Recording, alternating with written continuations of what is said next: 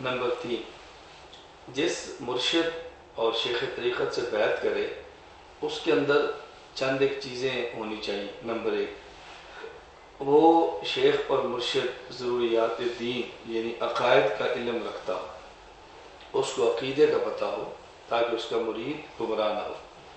Number 2، وہ خود مرشد کسی کامل شیخ کی صحبت میں رہا ہو اور اس کو باقاعدہ کسی شیخ نے اجازت بھی دی۔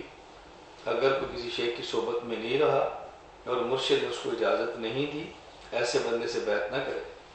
نمبر 3، مرشد ایسا ہونا چاہیے کہ جس کی صحبت میں بیٹھے تو آخرت کا شوق پیدا ہو، دنیا کے مال کی محبت کی کم ہو۔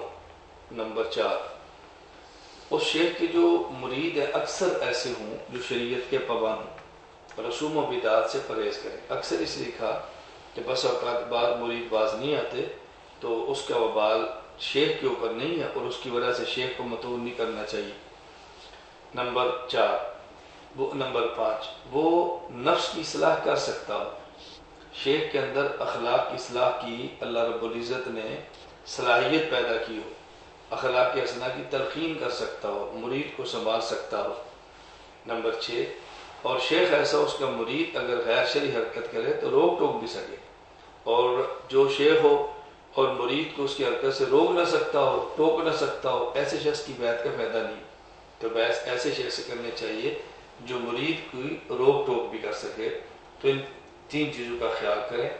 نمبر 1 میں نے بتایا کہ بیعت کریں۔ نمبر 2، پھر شیخ کی ہدایات پہ عمل کریں، اس کی مجلس میں جائیں۔ اور تیسری آخری بات ہم نے کی کہ پھر شیخ کیسا ہونا چاہیے، اس کے اندر یہ اوصاف ہو تو اس سے بیعت کرے۔ ایسا شیخ نہ ہوتا ہے ایسے شیخ کی تلاش جاری رکھنی چاہیے۔ اللہ ہم سب کی اصلاح ہو۔